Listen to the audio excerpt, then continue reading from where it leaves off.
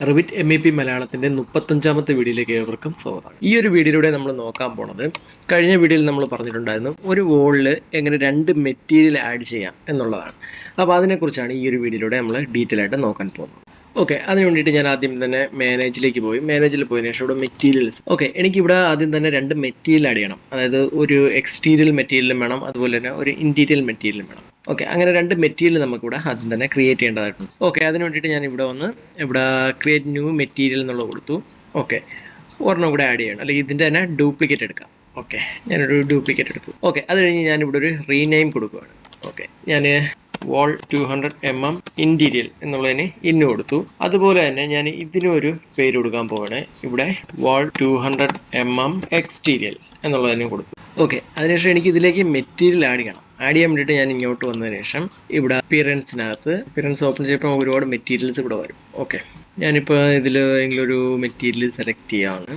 എനിക്കിപ്പോൾ ഇവിടെ വേണ്ടത് ഇൻറ്റീരിയലിലേക്കാണ്. ഇൻറ്റീരിയലിലേക്ക് വേണ്ടുന്നൊരു മെറ്റീരിയലാണ് സെലക്ട് ചെയ്യേണ്ടത്. അപ്പോൾ അതിന് പറ്റിയൊരു മെറ്റീരിയൽ എന്ന് പറഞ്ഞാൽ ഞാൻ ഉദ്ദേശിക്കുന്നത്, ഞാനിപ്പോൾ ഒരു വുഡ് ഫിനിഷിംഗ് ആണ് കൊടുക്കാൻ ഉദ്ദേശിക്കുന്നത്. ഓക്കെ, ഞാൻ ഈ ഒരു വുഡ് എടുത്തു. ഓക്കെ, ഈ ഒരു വുഡ് ഡബിൾ ക്ലിക്ക് കൊടുത്തു കഴിഞ്ഞാൽ മെറ്റീരിയൽ ഇവിടെ ആഡ് ആയി കഴിഞ്ഞു. ഓക്കെ, അതിനുശേഷം ഞാൻ ഇതിൻ്റെ ഗ്രാഫിക്സിലേക്ക് പോയിട്ട് എനിക്ക് അപ്പിയറൻസിനകത്തുള്ള ഇതേ ഒരു കളർ തന്നെ ഗ്രാഫിക്സിനകത്തും കാണിക്കണം. ഞാനിവിടെ ടിക്ക് മാർക്ക് കൊടുത്തു. ഓക്കെ, ഇവിടെ ഞാൻ പ്രത്യേകിച്ച് പാറ്റേൺ ഒന്നും കൊടുക്കുന്നില്ല.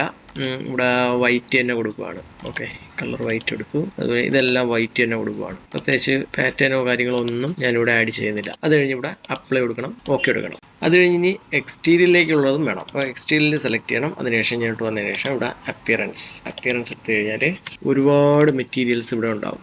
ഓക്കെ, ഞാനിപ്പോൾ എടുക്കാൻ പോണത് ഒരു ബ്രിഗ് ടൈപ്പ് ഏതെങ്കിലും ഉണ്ടെങ്കിൽ നമുക്കത് സെലക്ട് ചെയ്യാം. ഓക്കെ, ഞാൻ ഈ ഒരു മെറ്റീരിയൽ സെലക്ട് ചെയ്യണം. ഓക്കെ, ഡബിൾ ക്ലിക്ക് കൊടുത്തു. ഇവിടെ ഒരു ചുടുകലിൻ്റെ ഒരു മെറ്റീരിയലാണ്. ഓക്കെ, അതിനുശേഷം ഞാൻ ഗ്രാഫിക്സിലേക്ക് വന്നതിന് ശേഷം ഇവിടെ ടിക്ക് മാർക്ക് കൊടുത്തു. ഇവിടെ കളറൊന്നും പ്രത്യേകിച്ച് ആഡ് ചെയ്യുന്നില്ല. ഞാൻ വൈറ്റ് തന്നെയാണ് എല്ലായിടവും കൊടുക്കുന്നത്. അത് കഴിഞ്ഞ് അപ്ലൈ കൊടുത്തു, ഓക്കെ കൊടുത്തു. ഓക്കെ, അതിനുശേഷം നമുക്ക് ഇവിടെ ഒരു വോൾ സെലക്ട് ചെയ്യാം. ഓക്കെ, ഈ ഒരു വോൾ സെലക്ട് ചെയ്തു. വോൾ സെലക്ട് ചെയ്തതിനു ശേഷം ഞാനിവിടെ എഡിറ്റ് ടൈപ്പിലേക്ക് പോവുകയാണ്. ഇവിടെ എഡിറ്റ് കൊടുത്തതിന് ശേഷം നമുക്കിപ്പോൾ കിടക്കുന്ന മെറ്റീരിയൽ എന്ന് പറയുന്ന ഈ ഒരു മെറ്റീരിയലാണ്. ഇവിടെ പേരൊന്നും കൊടുത്തിട്ടില്ല, ഡിഫോൾട്ട് ന്യൂ എന്നാണ് കിടക്കുന്നത്. ഓക്കെ, ഞാൻ ഇനി ഇവിടെ രണ്ട് മെറ്റീരിയൽ കൂടെ ആഡ് ചെയ്യണം. ആഡ് ചെയ്യാൻ വേണ്ടിയിട്ട് ഇവിടെ ഇൻസെർട്ട് കൊടുക്കണം. ഇൻസെർട്ട് കൊടുക്കുമ്പോഴേക്കും രണ്ട് മെറ്റീരിയലും കൂടെ ഇവിടെ ആഡ് ആവും. ഓക്കെ, മെറ്റീരിയൽ ഇവിടെ ആഡ് ആയിട്ടില്ല, നമുക്ക് ആഡ് ചെയ്യാൻ വേണ്ടിയിട്ടുള്ള ഒരു പ്ലാറ്റ്ഫോം ഇവിടെ ആയിട്ടുണ്ട്. അങ്ങനെ എടുക്കാം. ഓക്കെ, എന്നിട്ട് നിലവിലുണ്ടായിരുന്നൊരു മെറ്റീരിയലുണ്ട്. ഈ ഒരു മെറ്റീരിയൽ ഞാൻ ഡിലീറ്റ് ചെയ്യുകയാണ്. ഓക്കെ, അതിനെ സെലക്ട് ചെയ്യുക. ഇവിടെ ഡിലീറ്റ് കൊടുക്കുക. Okay, total thickness cannot be set to 0. Okay, എന്തുകൊണ്ട് അത് ഡിലീറ്റ് ചെയ്യാൻ പറ്റത്തില്ല? ഡിലീറ്റ് ചെയ്യാൻ പറ്റാത്തതിൻ്റെ കാര്യം എന്ന് വെച്ച് കഴിഞ്ഞാൽ, ഇപ്പം നമ്മളിപ്പോൾ പുതുതായിട്ട് ക്രിയേറ്റ് ചെയ്ത ആ ഒരു പ്ലാറ്റ്ഫോമിൻ്റെ തിക്നെസ് എന്ന് പറയുന്നത് 0 ആണ്.